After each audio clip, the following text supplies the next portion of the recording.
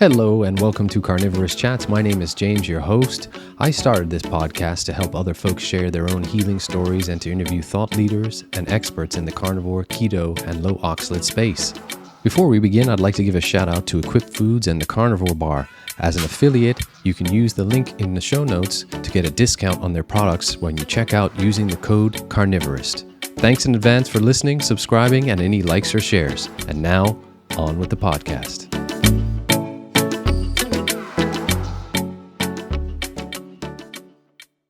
Hello, everyone, and welcome again to Carnivorist Chats. It's James, your host, and I have to tell you, this guest today is very special to me, and I know will be special to the listeners because it's none other than your favorite guitar player. It's Brett, the Thankful Carnivore. Coach Brett Lloyd, it's a pleasure to have you, sir, on Carnivorist Chats. Well, thank you so much. It's a pleasure to be here, and I'm looking forward to what I know is going to be a wonderful conversation. Yes, sir. And Brett, I do this with a number of people, but this one, as I mentioned just a second ago, is really special to me today because I had credited Scott with Carnivore Cast as being very influential in my journey. Because thanks to him and his wonderful podcast, I came across countless people. And one of the folks I came across was the interview you did with him a few years back. And it was so impactful for me because I was suffering mentally so severely because of my past dietary choices. You were the person, Brett, that said, James, now that you are finding this way of healing, you have to get out there and tell people about it. And I took every word you said to heart, sir, and this is why I'm doing this today. And it comes full circle back to seeing you here and having you on the show. So again, welcome. And I'm anxious for the folks who may not have heard your story. I know so many people have, but I'm just anxious to chat to you. Well, thank you so much for that. And, that first interview on the Carnivore Cast has been a while. It's been almost 5 years. Wow. And it truly changed everything for me. I figured 50 people would listen. Half of them would like what I had to say. The other half wouldn't. But I was bombarded with this outpouring of appreciation and thank you for sharing your story. I've been feeling just like you are, kind of stuff. And that's when I made the decision that I couldn't be quiet.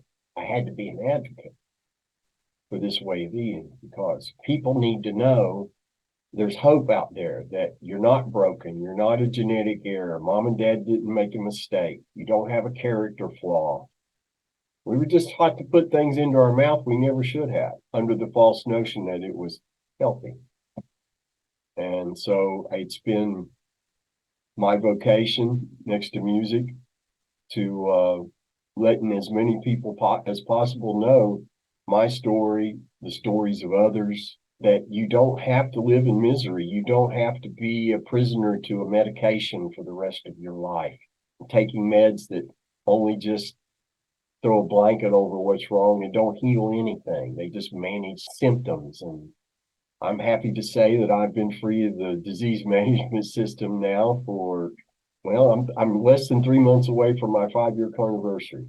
And every day continues to be better than the day before. And people need to know that this is possible, that experiencing effortless daily happiness is not rare or unusual. When you properly nourish yourself, you properly hydrate yourself, you get enough rest, somebody cares about you and your environment permits it, the natural state for every human being should be one of happiness. Brett, let's dive right in. I think that's a great jump off point. For those folks that haven't heard your sort of full story, we can give them an abridged version, but let's talk to them because for me, so many of my symptoms, yes, were physical. I was severely malnourished, underweight, but also part of my journey, and I didn't realize, is how depressed and anxious I was. Now, for you, this was the main reason, but I'm so excited to chat to you because so many folks have come to the carnivorous way of eating because of the physical benefits. Yes, it helps heal a lot of things like ulcerative colitis. We know about Crohn's and helps put that in remission. But for you, this was specifically about the mental benefits. So it's so powerful in that regard. And I'm so glad that you're advocating this way of eating and talking about it because as you so appropriately said, there is hope for folks out there. So please, sir, the floor is yours. We'd love to hear your story.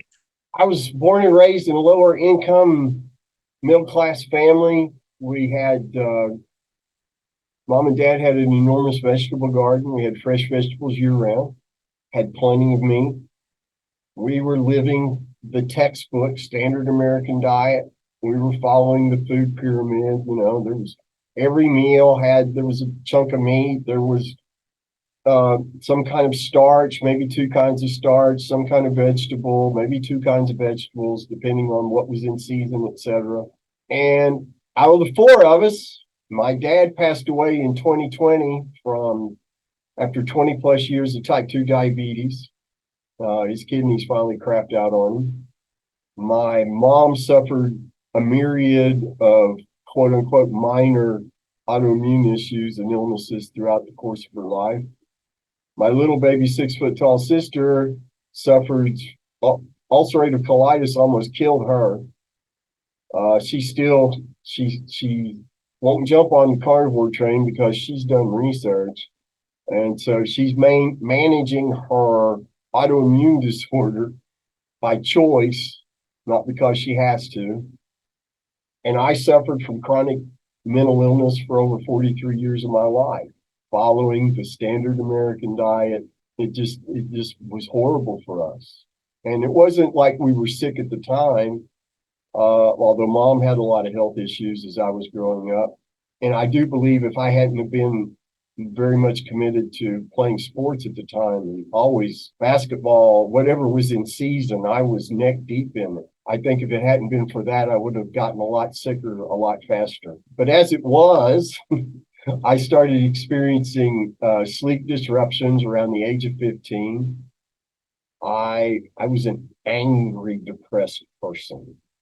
I wasn't a boo-hoo kind of guy, except when it got really bad. I was voted class grouch and senior superlatives. And I remember at the beginning, when I first learned that, I was kind of ticked off. And then I thought about it for a while. Well, maybe I deserved it.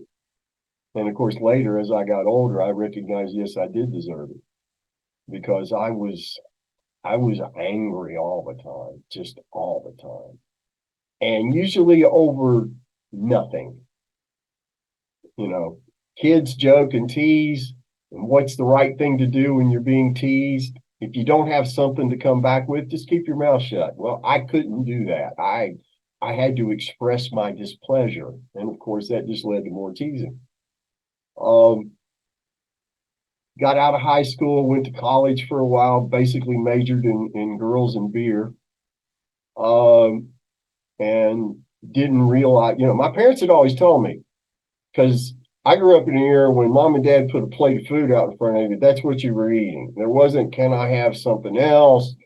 You're going to eat this, and you're not going to get up from the table until you cleaned your plate. And it didn't matter how old I was.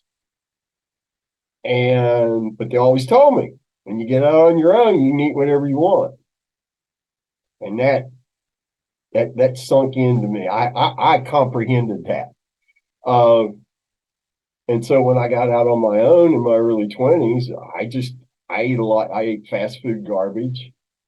Once in a while, I would fix a meal in my apartment, and that would usually be biscuits and gravy, because I loved biscuits and gravy at that time. Now you couldn't pay me to eat that.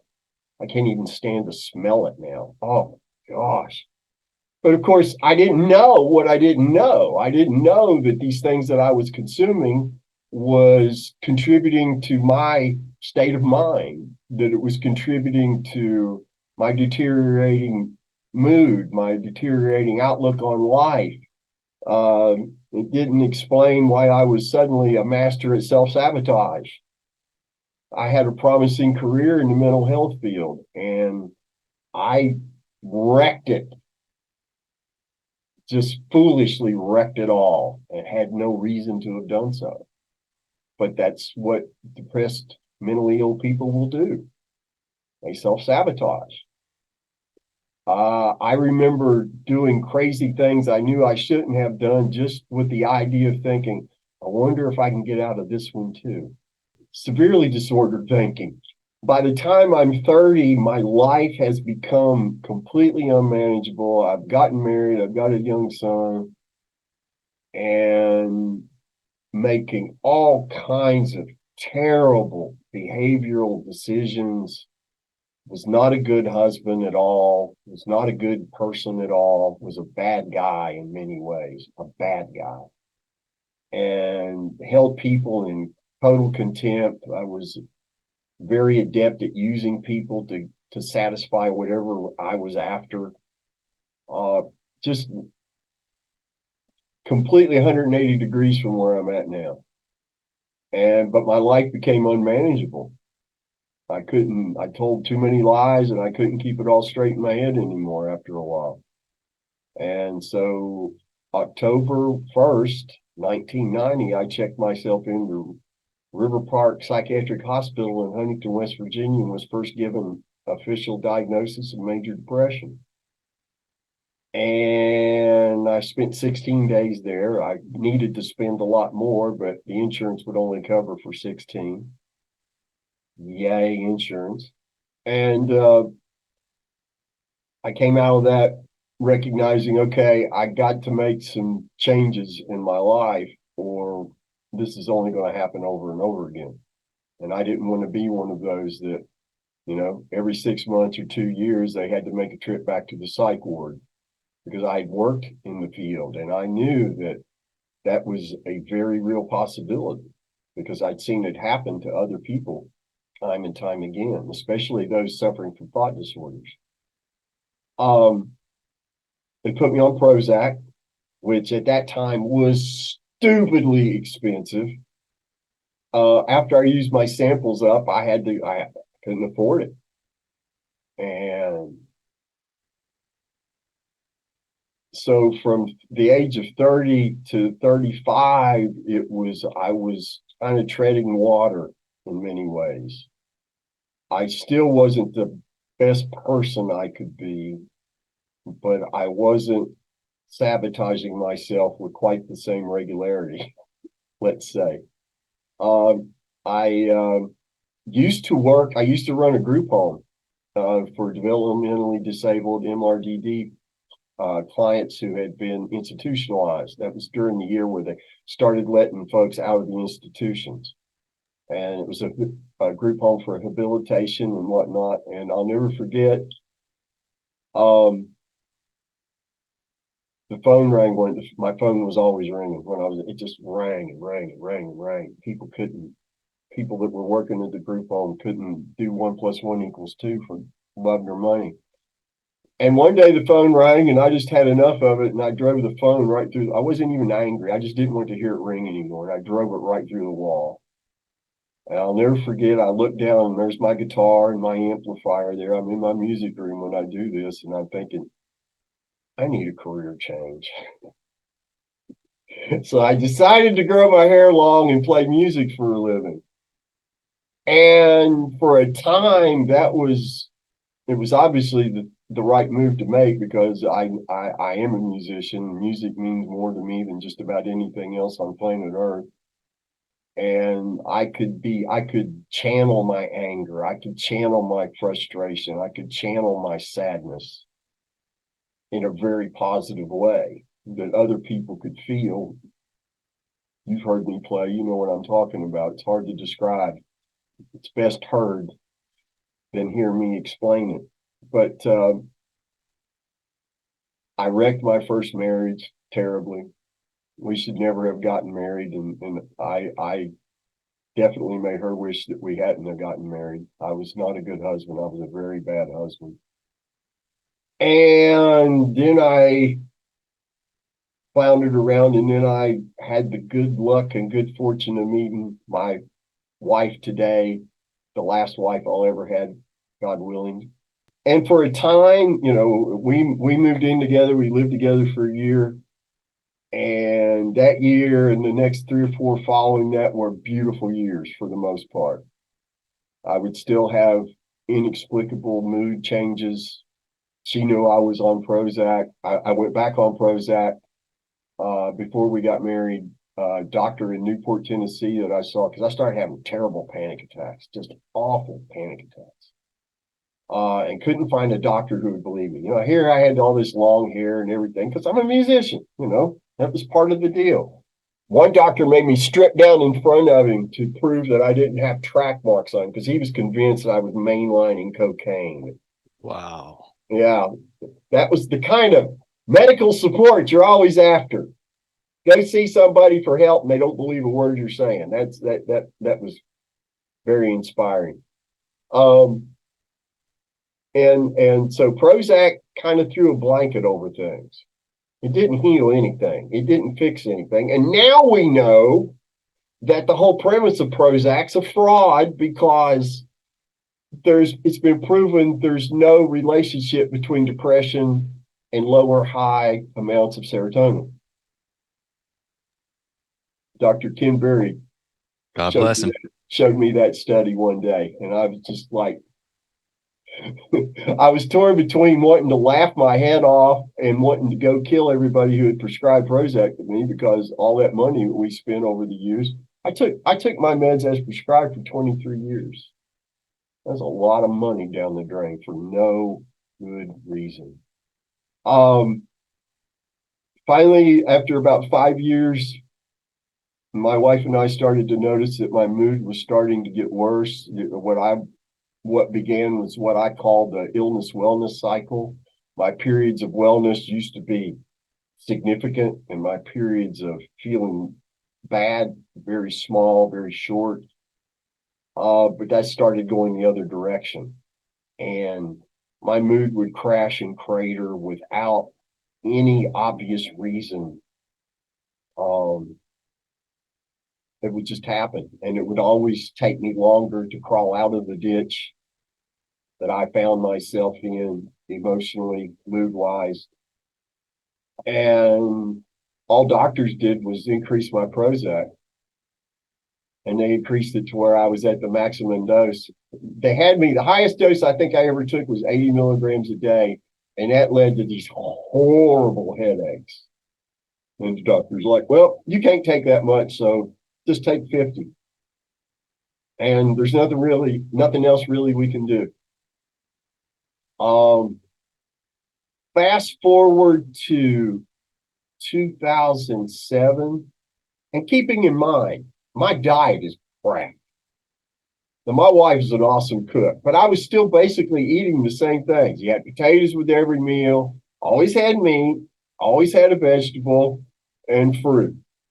So I was eating one healthy thing and consuming pure trash the rest of the time, thinking this is a good, healthy meal. And I'm just getting worse, and I'm gaining weight. Psych meds are notorious for putting on weight on people, and boy, was I a good example of that. 2007, I have, due to a familial event I don't get into specifics about, I had a significant textbook nervous breakdown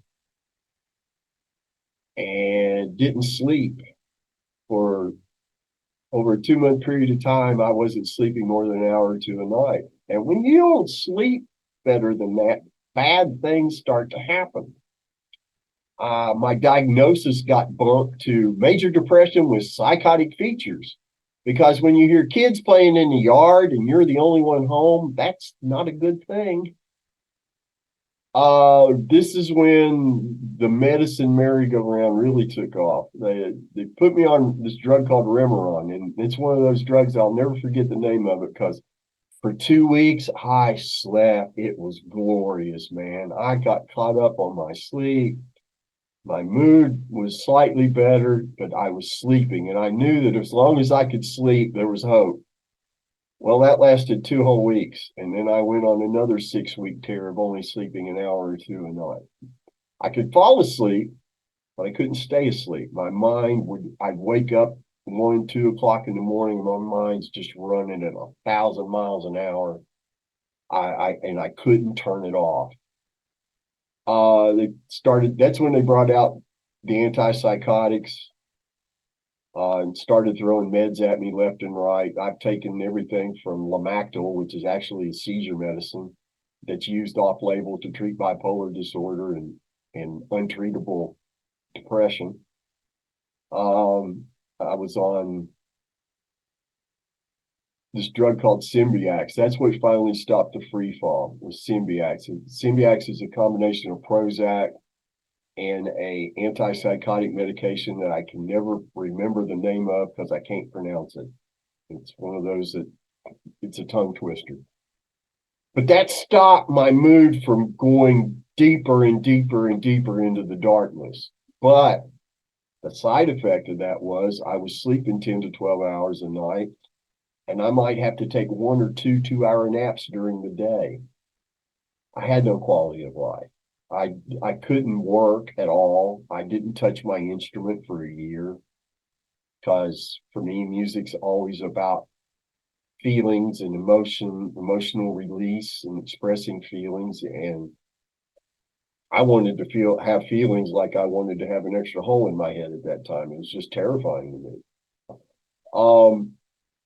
And after a year of living like that, I was just like, I'll never forget, it was in December of 2008.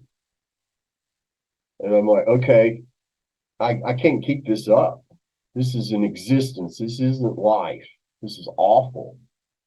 And I decided, okay, the familial thing that occurred, there's nothing I could do to fix the situation. I had to just let it go and move on.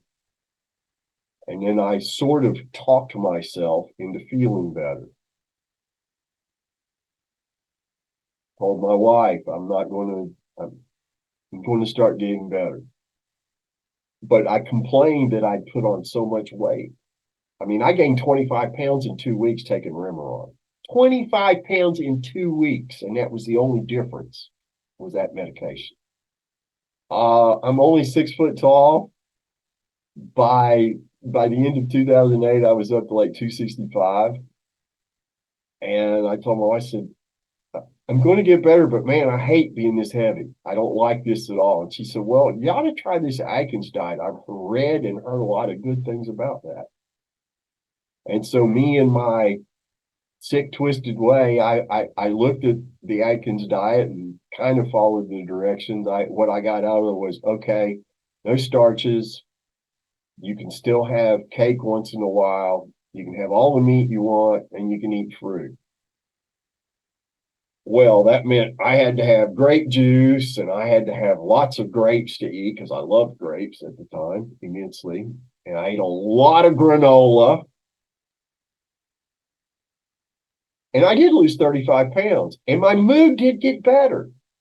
But at no time did me and my wife or my doctor attribute the improvement in my mood to the change in diet.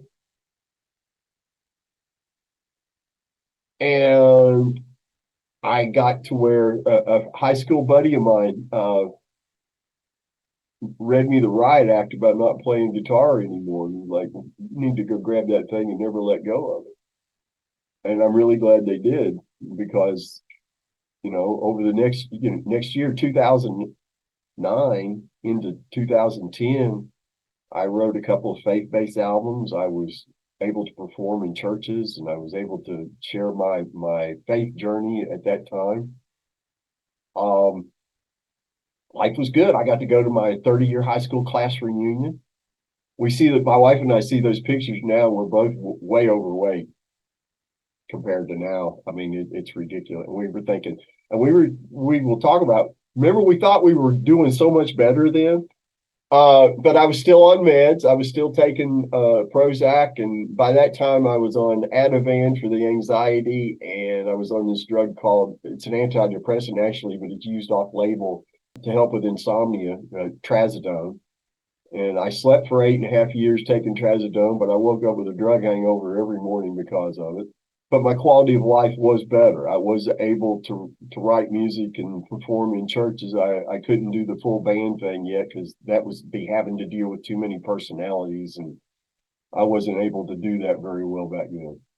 May of 2010, I get the great idea, hey, I really miss my coconut cream pie, and I really miss ice cream, and I really miss my coconut cake. Go to Sam's Club and get those triple-decker coconut. I could eat them all in a day and a half. That's what I did back then. And if I gain the weight back, I can always go back on Atkins. What could go wrong? Exactly. Well, in July of 2010, I'm at Mass on a Sunday evening by myself. I rode my motorcycle there, and it was right before communion. And I'm on my knees praying, and this overwhelming thought entered my head. Urgent, red alert kind of thing. If you don't get out of here, something really bad's going to happen. And it was so poignant that I literally ran out of that church. Extremely atypical behavior for me. And I made it home. And the next thing, 15 minutes after I got home, I'm curled up on the couch, bawling like a baby and have no idea why. That was the beginning of the worst of the worst. Over the next 5 years, I was put on many different medications. They were basically throwing stuff at the wall to see if something would stick. Nothing really ever did. To make it all even more fun, my wife's job got transferred because I obviously couldn't work at all. My wife's job got transferred here to Jacksonville, Florida, where we've been now for 11 years.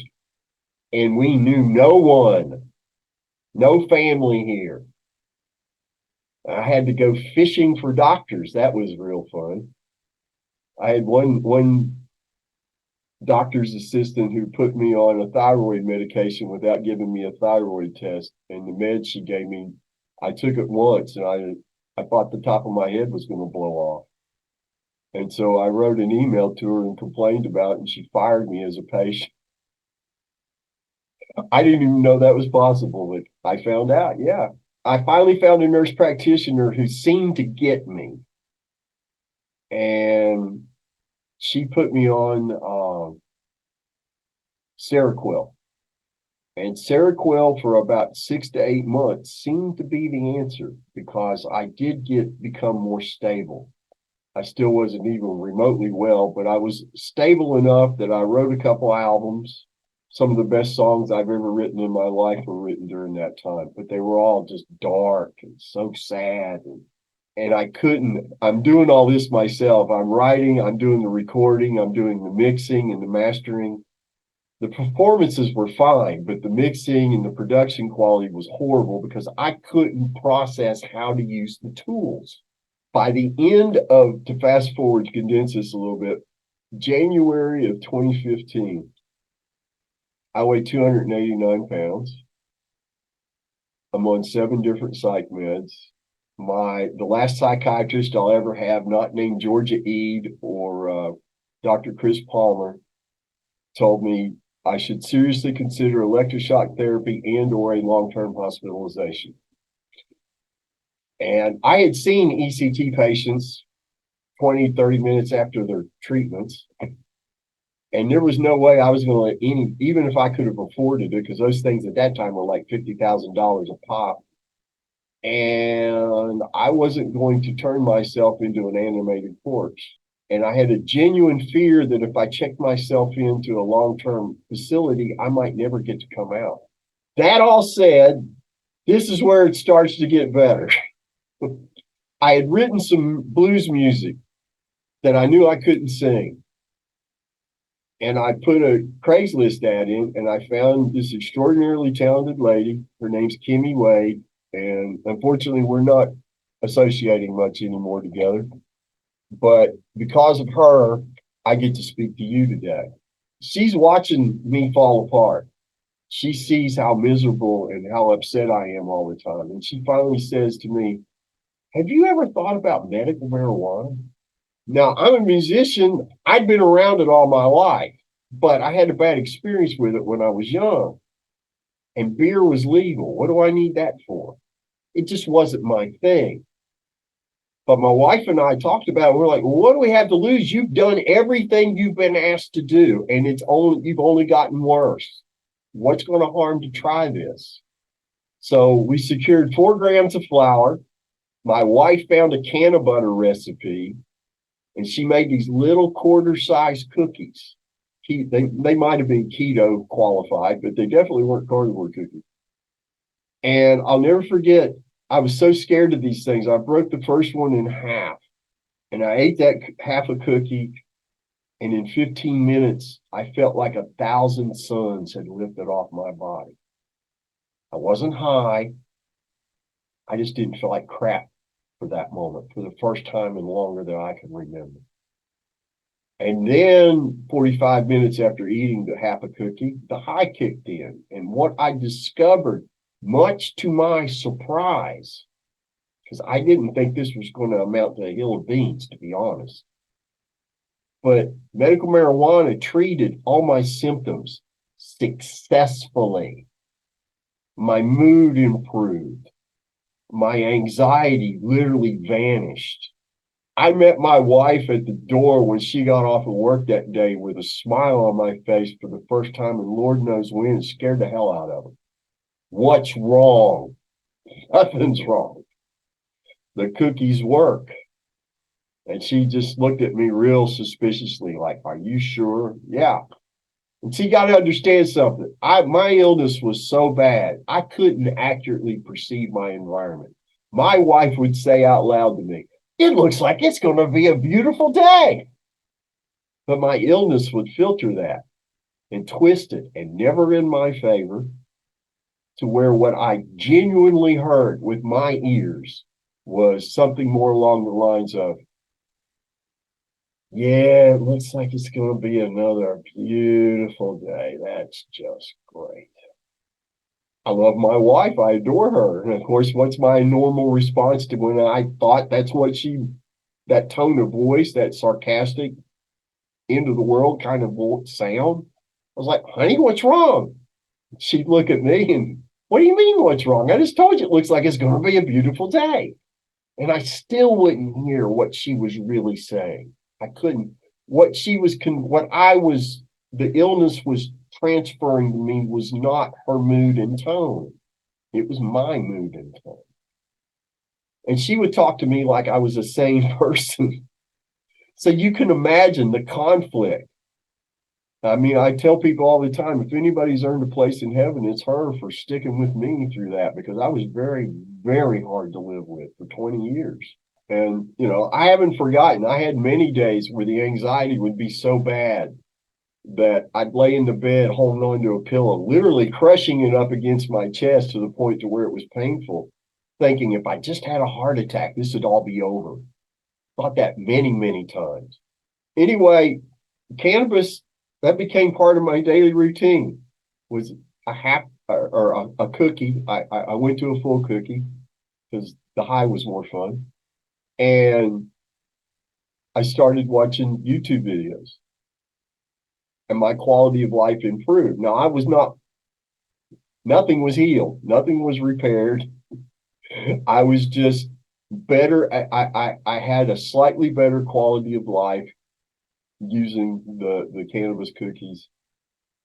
10 days into that, I'm sitting on the edge of my bed, putting my shoes on. And I realized my belly is in the way. And I'm like, wait a minute, that's not good. That's not good at all. And I go and I look in the mirror and I see myself accurately for the first time in who knows when. And I look like somebody that's made up to go as a zombie on The Walking Dead. I've got this pasty, pale gray face with green splotches here and there. I look horrible. I look like I'm on the verge of either a stroke or a heart attack or both. And I immediately yelled at my wife. I'll never forget that. I said, tonight for dinner, we're doing Atkins. Back to Atkins. And you got to understand, we didn't really understand how to do that right. My wife would make these piles of ground beef and then put mozzarella cheese on it. But we were under the false notion that we were all taught that fat is bad. So she would strain all the fat off of it. I might have gotten better years sooner if we had just left the fat in the meat.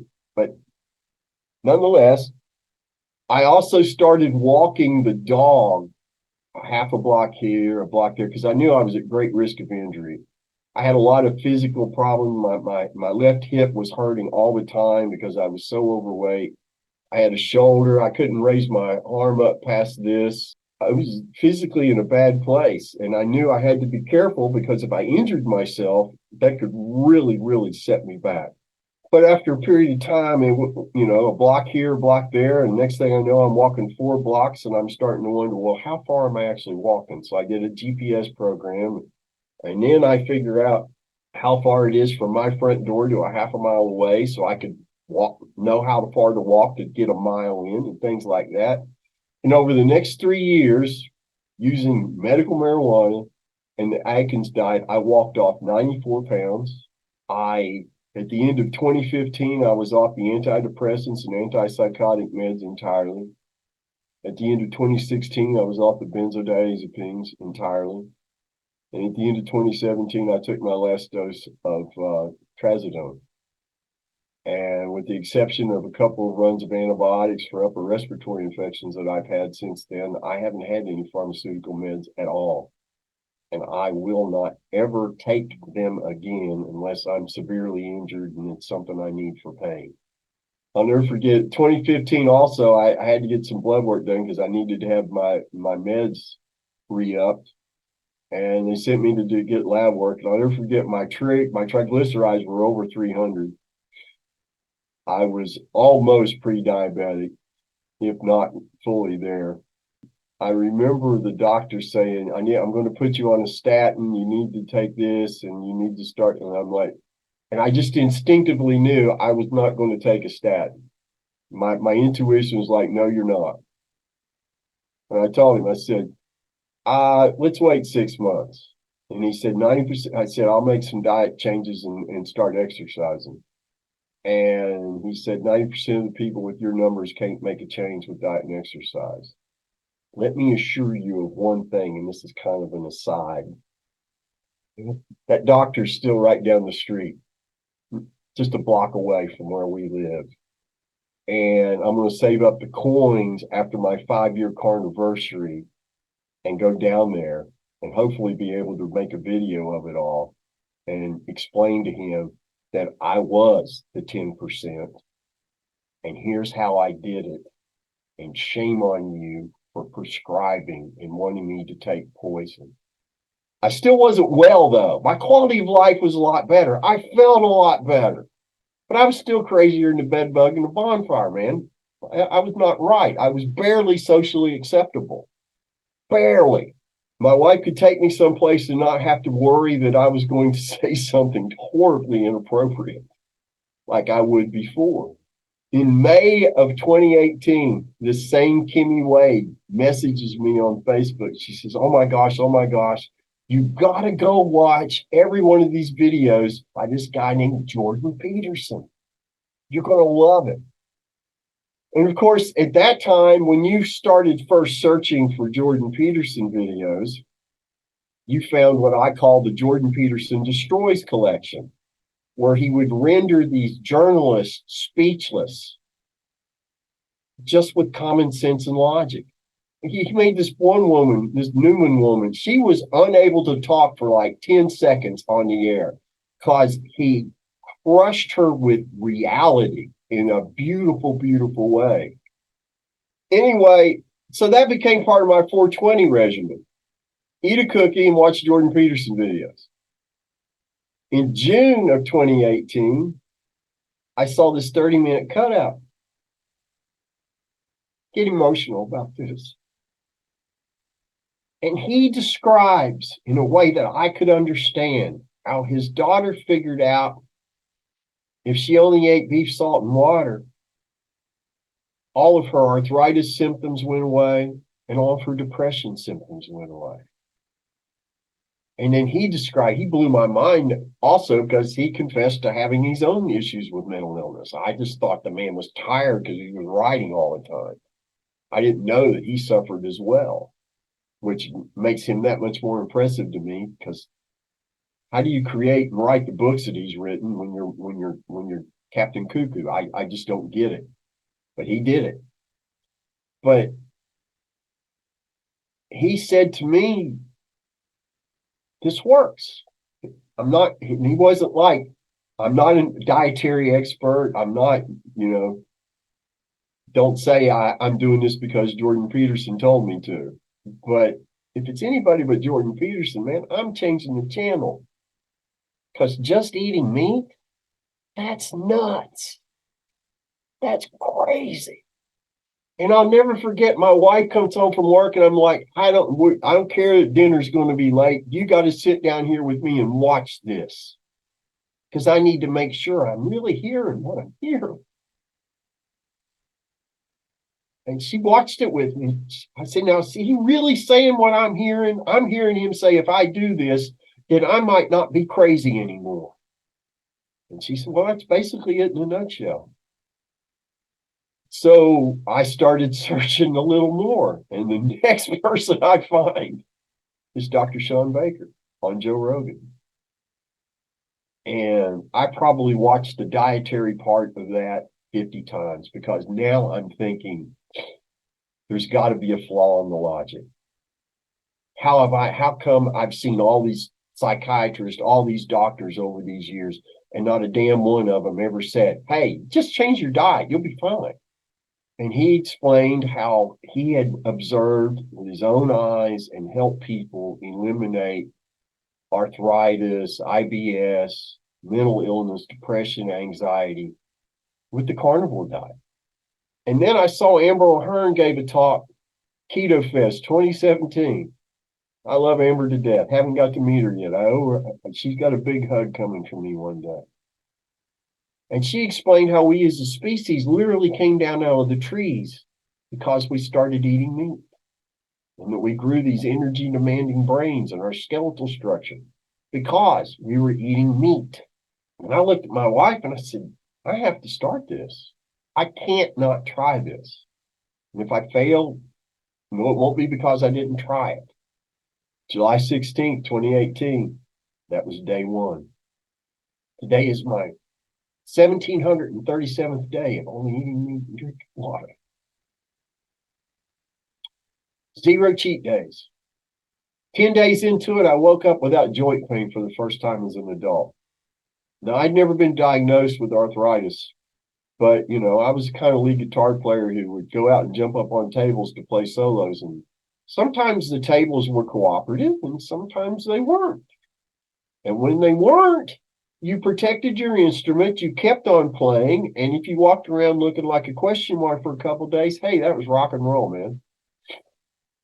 I had aches and pains.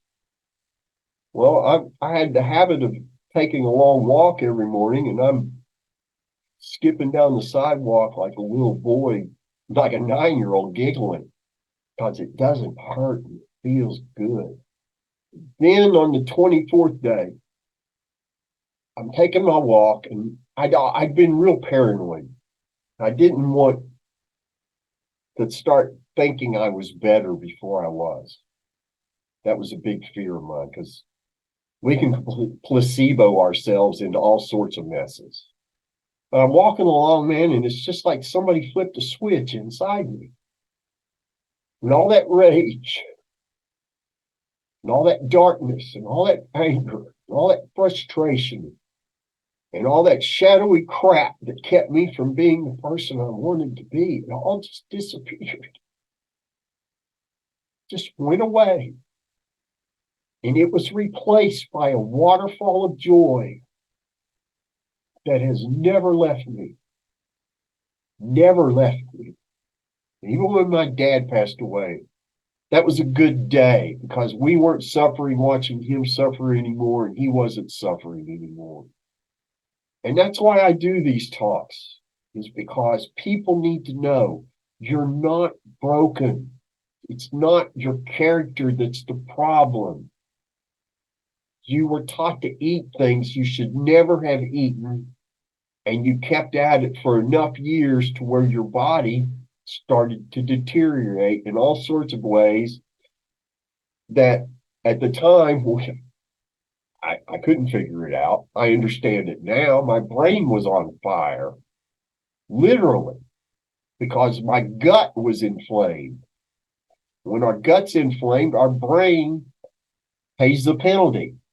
And thank you. That's basically my story in a nutshell. That's it. 24 days, my 43 years worth of depression was gone. 6 months into carnivore, the anxiety was finally resolved. And 10 months into carnivore, the insomnia was gone. And I've been symptom free now for 4.5 years. I truly do experience effortless daily happiness every day of my life. Every day continues to be better than the day before. And I will never, ever stop eating only meat and drinking only water because there's just no reason to change. I realize my sanity is dependent upon how I eat, and my sanity is my most valued earthly possession. And I will never do anything to put that at risk. There's no taste, there's no texture, there's no social setting worth me jeopardizing my mental health.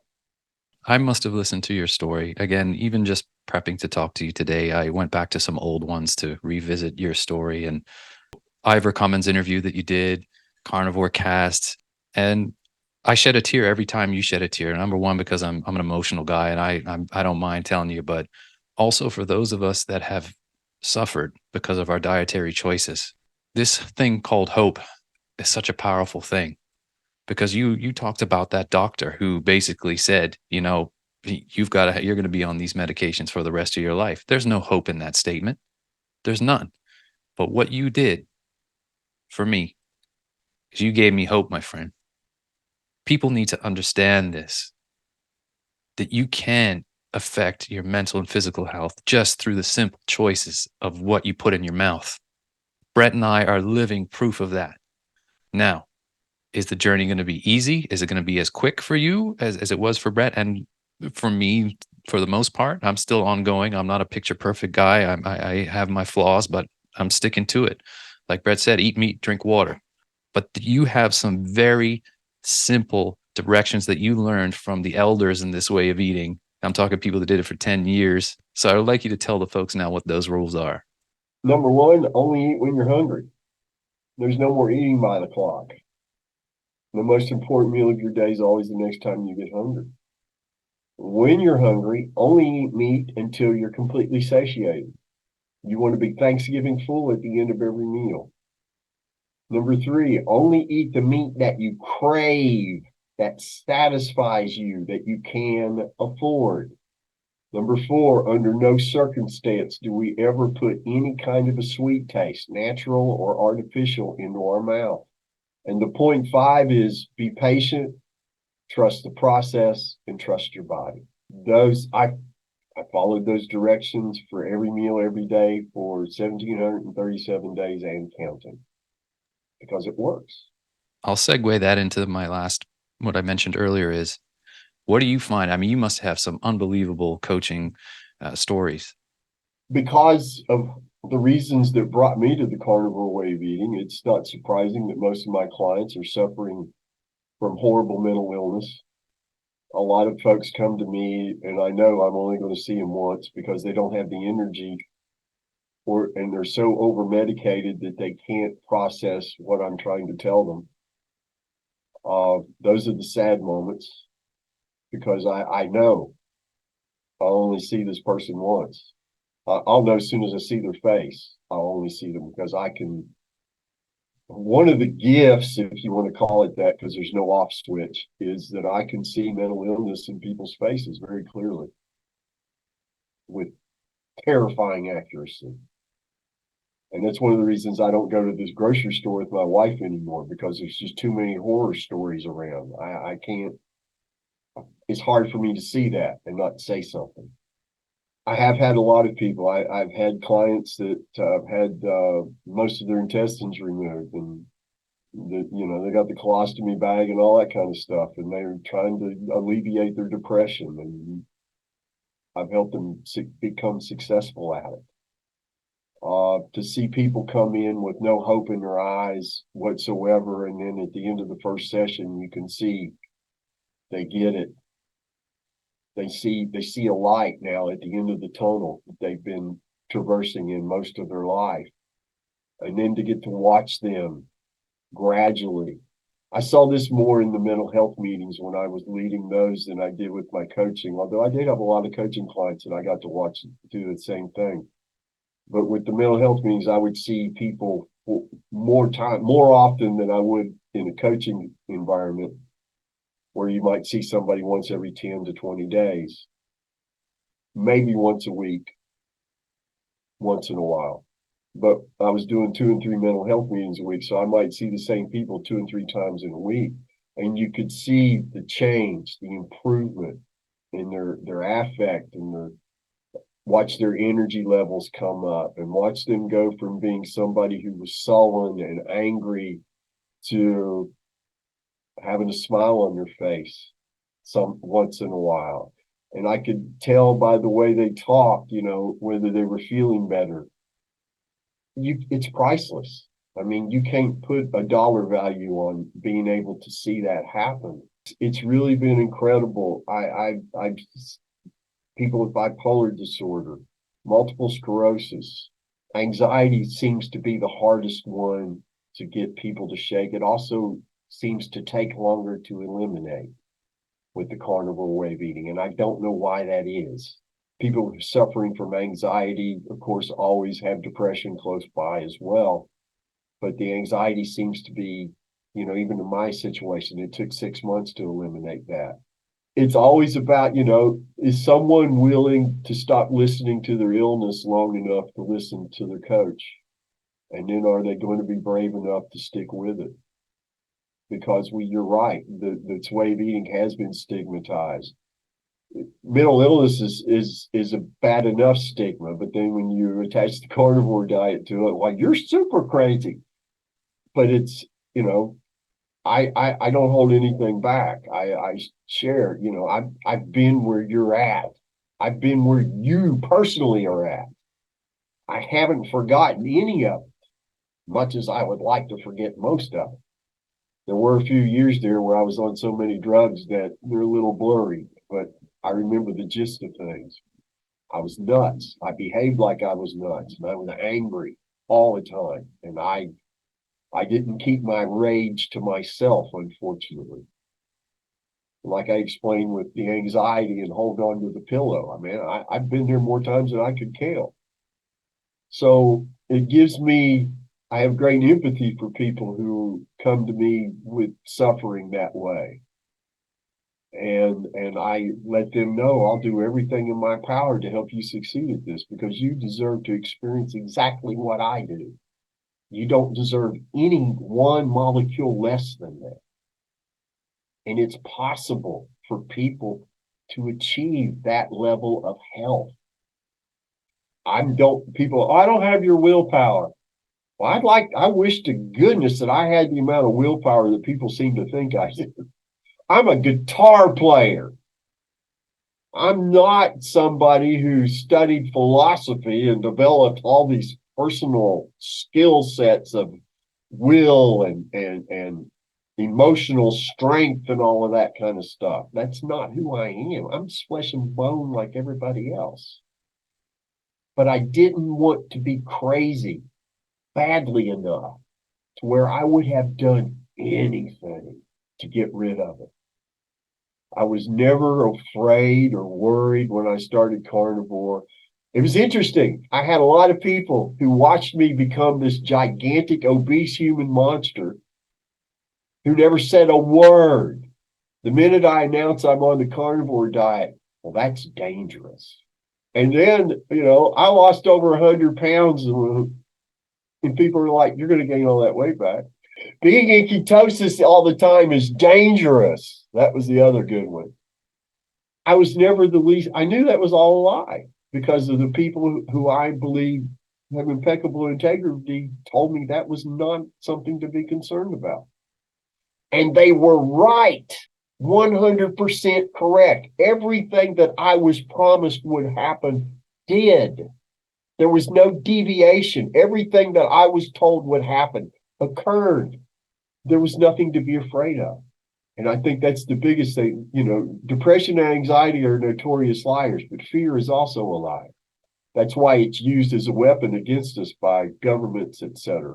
And that's also one of the reasons, in my opinion, why eating garbage food is pushed so heavily, because a sick population is much easier to control and manipulate. and people who can think for themselves and strategize their way through things in ways that when my brain was on fire, I couldn't strategize my way out of the room. And now life continues, keeps happening. Cars still break down, tires are flat. Where's the money going to come from to pay the plumber? But it's so much easier to navigate. But some people then go, well, I can't afford to eat this way. But you, Brett, are showing folks the exact opposite: ground beef and fatty bacon. I ate steak, bacon, and eggs for the first 2 weeks, and then eggs stopped being satisfying. And then I stuck with bacon and those lemon broil steaks for the next 4 or 5 months. And then I let my intuition start making more decisions for me. And I'm at the Sam's Club meat department, which here it's huge. And there were these beautiful red tubes of meat. I didn't even know, I didn't know what it was, didn't have a clue. I just saw that and I was like mesmerized by it. And I went over and picked it up. And my wife was like, "What are you doing with that?" And I said, "I think I need to take this home and try it." And I knew after the second bite of that meat that I had found what I'd been looking for, because it was it was 90-10 ground beef. And it was so ridiculously delicious and satisfying. And I felt like at the end of that meal that I had finally found exactly what I craved. And it's definitely affordable. Otherwise, I wouldn't have ever bought it. Now, if I could afford it, it would be filet mignon and bacon. But I can't afford filet mignon. Every once in a while, I mention that, and somebody, next thing I know, somebody will PayPal me enough money to go and say, "Go get you some filet. You deserve it." But yeah, it took a while for me to figure some things out. And I made a couple of mistakes along the way out of pure ignorance. One I'll share with you real quickly is my wife and I are at some store and we're at the checkout, and there's this little display there that says, there's these mints. It says 0 carbs, 0 sugar. And I'm like, that's me. I should be able to, those are carnivore safe, except for the sweet thing. So I bought they're just in these little tins, and the mints themselves are like the third of the size of a dime, little tiny thing. And I put a couple in my mouth there at the register. And by the time we got to the car in the parking lot, my mood had deteriorated. Before we got out of the parking lot, my wife was saying, "You're not being very nice to me right now, and it's so much like you used to be." I was like, whoa. That was when I learned I can never, ever, ever put a sweet taste of anything into my mouth again. Ever. I'll never forget, it took like 3 days of extra medical marijuana to get me back to my version of normal at that time. And then there was one other time we went to a Fogo de Chao restaurant, and they had this. We've been to a couple of them, and we always go through the salad bar, and we're always like the people who are pointing out, oxalates, colorful bags of sugar. But there was this plate with this beautiful mountain of bacon on it. No card or anything. Bacon is beautiful. I'm like, get me a plate. I'm going to grab all this I can, because all you can eat. And it was beautiful. I'll never forget. I took 3 pieces of that bacon and shoved them in my mouth all at once. And I nearly gagged because, and I don't know why any rational human being would do this, they've been basted with brown sugar. So just getting through that meal after that, I ingested, I didn't have any more than those 3 pieces. And I think I may have spit one of those pieces out. It was very hard to even get through the meal because I was starting to go, what I call the crazy was starting to come back, where I couldn't accurately perceive things. And it took about 3 weeks to get over that experience. But I learned a lot of things. I also had a job, one of the first jobs I got. I was so excited, I couldn't eat when I was hungry, because inevitably near lunchtime, that would be when the customer would come. I was selling cell phones out of a big box store. Customers were coming to me. I had no quota. I got an hourly salary plus commission. They're coming to me. I'm a tech junkie. That was the dream job for me at that time. But I couldn't eat when I was hungry. The customer would come up and I might have to spend 2 hours with them. And then I could go eat. Well, after 2 weeks of that, my wife and I are talking one Saturday. We get into this Saturday morning, we get into this argument. And I'm thinking, we're really spending a lot of time on this, but I'm making some good points. So let's see where it takes us.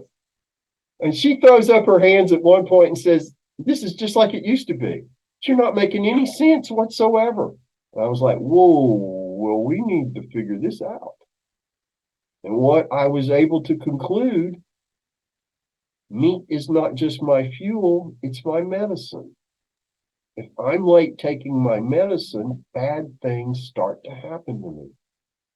And so now I don't go out my front door that I don't know what my next meal is going to be and where it's going to be, because I can't be late taking my medicine.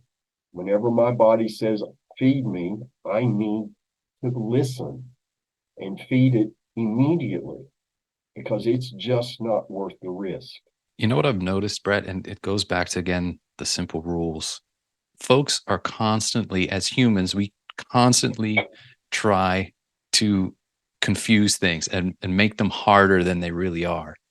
And, we have people coming to us, oh, well, how many calories, how many grams of protein? I should be counting carbohydrates versus fat. What are the ratios that you use? And you simply go there. What do you think our ancestors did? Were they out there running around counting macros? No, they ate until they were full and not another bite more. My favorite is, how much salt do you eat in a day? I don't know. I don't have a clue. How much water do you drink? As much as it takes to keep me from being thirsty. I don't measure things. Now my wife measures the meat. She makes all the patties and everything, but we know how much meat it takes to fill me up. We've been doing this long. We got it down to a science. I don't ever have to prepare too much meat, and I never prepare too little. It's always the right amount. And so we've got it down to, like I said, it's a science for us. We've got it figured out. The amounts I need to eat with every meal are consistent. It's been working now for 1,737 days. I don't need to change anything. I have people all the time, don't you miss this, that, or the other? I'm like, no, I don't miss anything. I don't want for nothing. And the other thing is that I want to touch base on real quickly is the carnivore way of eating is so restrictive. It's just too restrictive. That's got to be terrible. The downside to your lifestyle is you're limiting your nutritional intake. No, I eat until I'm not another bite full. But you want to know what is restrictive? Depression, anxiety, arthritis, multiple sclerosis, bipolar disorder. You can run down the list of all the metabolic disorders there are. They're all extremely restrictive. They limit our quality of life in ways that are just horribly unnatural. The carnivore way of eating liberates you from all of it. I mean, you've known me for a while now. Do I ever look like I'm feeling left out, like I'm being deprived of anything? No, sir, not at all. Because let me tell you, if I felt like I was being deprived, you'd hear me gripe and complain about it. I got no doubt about that. The food is so delicious. I still crave it. I get so happy, like excited to eat meat now. And who would have ever thought, as I said, this vegan for years would be this excited every day to eat the same meals every day. Brett, let's talk about a couple more things before I let you go. And I have the good fortune now of meeting some of my heroes. Today's one of them with you, or talking with you. But bless your heart, you're too kind. I know you, and I watched, because I was following you for some time. I watched when you got to meet Jordan Peterson in person. That must have been an incredible experience. I was so happy for you, watching you and your wife's face, and you were there at the event and you taking the photos before, and then knowing that you got to be introduced, and that must have been incredible. It was amazing. He is, number one, he's a lot taller than I thought he was. And I thought we were going to go meet him in like, the dressing room or something. But this guy came and took us to this side door, and we went down some steps and turned a few corners. And then next thing I know, right there standing in front of me in the flesh is Dr. Jordan Peterson. And my wife laughs now when we talk about it because I just couldn't help it. I went, whoa. He was exactly the way he was. It was interesting because his wife introduced him before his talk. This was in Pensacola, Florida. And she introduced him before he started his lecture. And one of the things she said is that when you're talking to him, he pays attention with his whole being to everything you're saying. And that was the truth, because that's exactly what he did. And I got to thank him and explain things. I knew we only had a limited amount of time. There's a lot of things I'm always my own worst critic. I played that, well, why didn't you say this and why didn't you say that?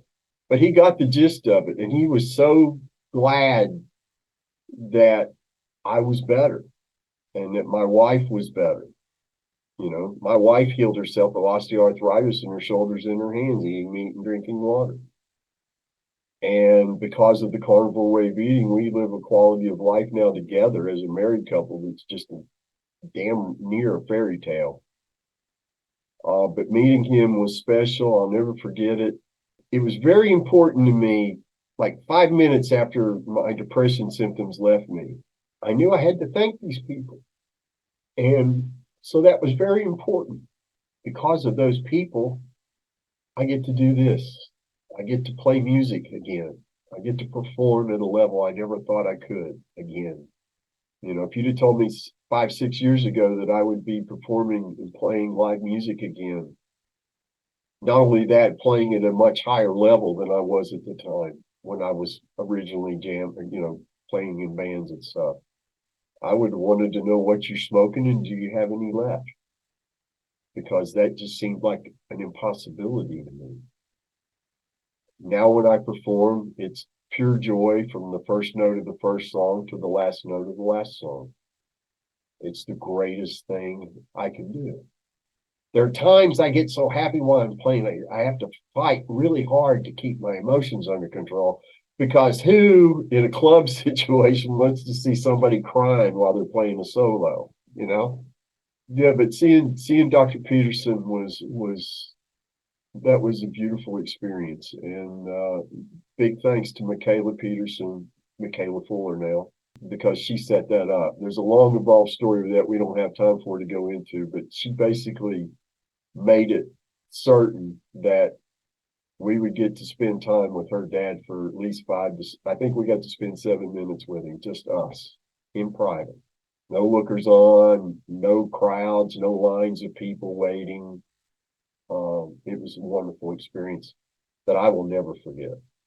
One of the things is, I feel 20 years younger than I am now. I just turned 50, but I feel amazing. And I was always full of aches and pains once I turned 40 and I was a vegan, and my libido left me completely. The carnivore way of eating has brought back that. And I know you had mentioned that before. It's just something that a lot of people don't talk about. It's another wonderful benefit to this, is the emotional and physical connection that you can have with another human being because of this. Our quality of life together as a couple is just ridiculous. It is so good. It is so good all the time. Now, we still have disagreements from time to time. That's life. That's two different people living together. It's just going to happen.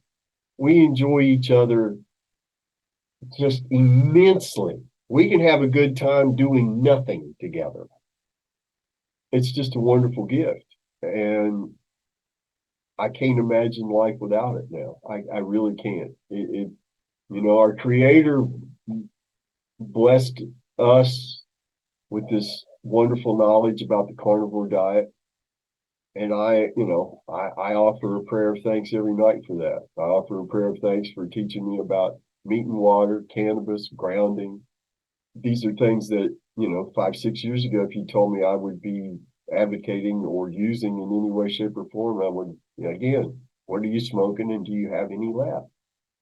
Because that was just the farthest thing from my mind of ever happening. but it's all been very positive. There has not truly, I haven't experienced a moment of downside living this way. And 3.5 years ago, I started making all my decisions intuitively. I don't make any decisions without running it through my intuition. And ever since I started doing that, I stopped making bad choices and bad decisions. You know, we've all been blessed with things that we were taught to ignore, and our intuition being one of them. And I think that's one of the biggest problems in our society today is people don't know how to be intuitive. All they can do is be reactive. They can't be responsive. It's all on the shoulder emotional responses. And that's one of the reasons why our society's in such a state. If just half of the United States would take up the carnivore way of eating, everything would be a lot more peaceful. I have no doubt about that, because I have gone to meetups and sat at a table with 12, 15 people who I did not know. And it was as if we were at a family reunion. Just that camaraderie, that ease of being in each other's presence is priceless. And I give all the credit to our creator, and that when our brains aren't inflamed, we can all get along so well. I want to thank you for taking the time out today, Brett, and coming to chat with me. I could spend hours talking to you because you're such a positive guy to be around. Your story's impactful. Your approach to everything is reasoned and precise and easy to understand. Where can folks find you online if they want to follow you, Brett? How can they get in contact with you? You can find me at Instagram at thankful.carnivore. You got to put the dot in there or you'll find somebody else. You can find me on Twitter at Stickman Bleeding. That's STICKMANBLEEDIN. Do not add a G. You can find me on Facebook under Brett Lloyd. But yeah, you can find me there. And if you got questions about the carnivore way of eating and whatnot, or you just want to say hi, you go ahead and send me a private message. I answer all my private messages. I'll answer any questions you have, because it's important to me that as many people, I always tell people, you know, when everybody who needs to hear my story has done so, then I can just be a guitar player and not worry about the rest of it. But that's not happened yet. So that's why I still do these talks also. And I'm happy to share my experience with anybody who's interested and wants to know. One of the things that I am going to do, and I put my hand on my heart again and say, is I am going to make it to Jacksonville, and I am going to come watch you play at one of your gigs. That's one thing that I'm going to do, Brett. You will see me in the audience one day, and I'm going to come give you a big hug, man, in person. You come to, if you're going to do that, then you need to come early enough so that we can go feast on some meat together first before the show. Now that sounds like a winning evening to me, sir. Brett Lloyd, what an honor and a privilege, sir, to have you on the Carnivorist Chats today, my friend. Thank you again for everything that you do. Thank you for being the human being you are. We appreciate you.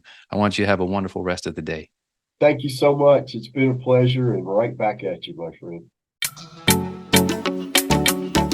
And that's a wrap on this episode of Carnivorist Chats. If you've made it this far, I want to say thank you for listening, and also thank you in advance for liking, subscribing, or sharing this episode. Thanks again to the good folks at Carnivore Bar and Equip Foods. Don't forget to check the link in the show notes to get a discount on their products. Until the next time, be well.